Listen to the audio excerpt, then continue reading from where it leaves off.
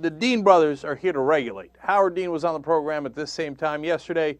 Now Jim Dean, the Democracy for America chair, joins us on the Young Turks. How are you, Jim?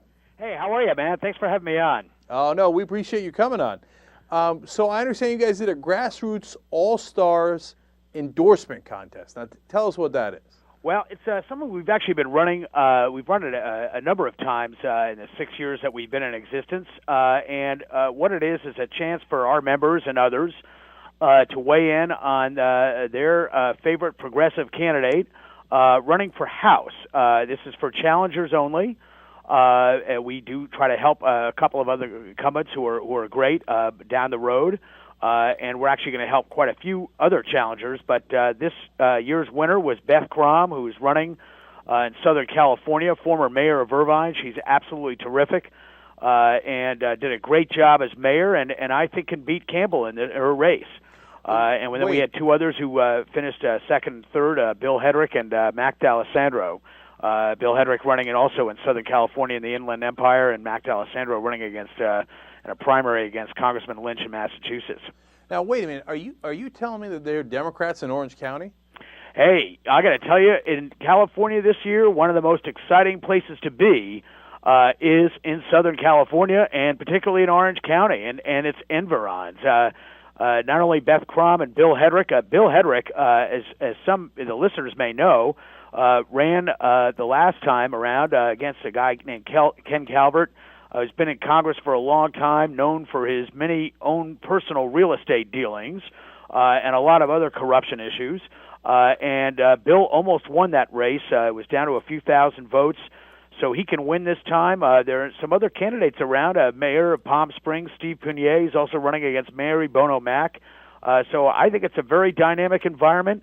The Democratic registration in Riverside is now higher than the Republican registration. And, you know, a lot of folks have not only moved into the area, but have certainly come around to understanding that, you know, the Bush economic policies are kind of a failure, and, you know, Democrats, particularly progressives, are the way to go. So, Jim, I was on Dylan Radigan's show today, and he challenged me on whether there was, you know, any Democrats who were, you know, any less beholden to corporate interests and the wealthy, et cetera, than there were Republicans, because I was challenging the Republicans on that front. And I said, look, there are real progressive Democrats in the country, and that's why I like your organization, because you guys try to find progressive Democrats and have them run in these races. But so that leads me to the question: how do you select who you help? Well, the biggest, and I speak about this generally, not just the Grassroots All-Stars campaign, which just got finished. But first of all, we have 1 million members around the country, and really, if they're spending their valuable time trying to help good people get elected to office, and Arshad Arsan, our executive director, calls it fighters and truth tellers. If they're spending their valuable time on this, then our job is to leverage the national network to help their efforts as well as to help the candidate. So, you know, naturally, when you get into situations like the Donna Edwards campaign, a great example where just an enormous number of our members as well as other organizations were involved. Ned Lamont's primary against Joe Lieberman. I mentioned Bill Hedrick the last time in his last campaign, which we were all in. These are folks who are fighters. They are truth tellers. You know, and it's not about whether we agree with them on every issue. It's not about whether they're more liberal than the next person. It's really about what they are as people and what they are as reformers, which the Democratic Party needs just as much as the Republican Party. So you're actually taking, in a lot of those cases, Donna Edwards, et cetera, Ned Lamont certainly, you're taking on those conservative corporatist Democrats. Well, we did. We have, and we actually had a little campaign this spring called Primaries Matter, which I call our effort to improve the quality of the Democratic caucus, particularly in the Senate. And we had some success in Pennsylvania, helping Joe Sestak run against Arlen Specter. He won. Elaine Marshall in North Carolina, who's a terrific candidate, helping her. We certainly were involved in helping Lieutenant Governor Bill Halter, who did not prevail. He lost by 11,000 votes. Blanche Lincoln, the incumbent, had Bill Clinton, Barack Obama, Michelle Obama campaigning and all the institutional support. Bill Halter came close. And in doing so, actually got a financial, get some amendments added to that financial deregulation bill that improved it. So, we took something away from that, and that we had a slightly better financial deregulation bill. We had a derivatives amendment in there that's a lot stricter than, in fact, the White House was going to put in. None of that would have happened without Halter's candidacy. And we also proved to ourselves we could run a progressive campaign in Arkansas, which is a tough state for Democrats in general, but also for progressives. So we take away some positives out of each thing we do. Jim, I think that gets to a core issue that I want to address with you. But first, I really like your Freudian slips of calling it deregulation bill twice. Yeah, I meant regulation. Sorry. Okay. My bad.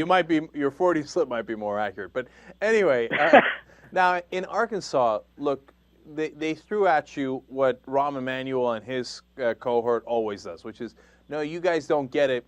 If you run progressives in conservative states, you're going to get clobbered. The correct strategy is to run conservative Democrats, corporatist Democrats in those conservative states, so they have a better chance of winning. Now, you came close with Halter, but you lost against Blanche Lincoln. So if Rahm Emanuel's right, she's probably doing fantastic in the polls, right? And a lot better than Bill Halter would have, right? No, she's down by about 25 points in the polls, and time will tell here, but I certainly think Lieutenant Governor Halter was the best hope of a Democrat keeping that seat.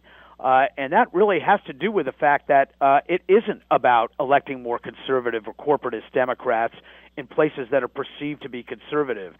It's about electing people who will stand up for what they believe in and aren't afraid to talk about what they believe in. Voters of all shapes and stripes want real people in these campaigns, not folks who talk out of both sides of their mouth. Voters, I would say this especially the folks in the so-called teabag community, want to know that their folks are going to stand up to some of these big business practices, coddling big business practices in Washington. They're just as mad about this as we are, and most Americans are just as mad about it, which is why, I think not only was Bill Halter the best candidate to run against a Republican in Arkansas, but I would also say the same about Secretary of State Jennifer Bruner in Ohio. She lost her primary to Lee Fisher. Look, I'd like a Democrat to keep the seat, but the fact of the matter is Jennifer Bruner was a real reformer, reformed the horrible voting practices that Ken Blackwell had in there, had a lot to do with Obama winning that state, very energetic, and we need to get more reformers, and the Democratic Party needs to be the party of reform if it wants to stay in power. Yeah, look, progressives in Arkansas don't like getting robbed, but neither do conservatives in Arkansas. Yeah, exactly. They don't like their politicians being bought either. Absolutely. Whether they're Democrats or Republicans. Yep. So now one last question for you. And we're talking to Jim Dean. He's the chair of Democracy for America, and they try to find progressives throughout the country and help them run and help them win, et cetera.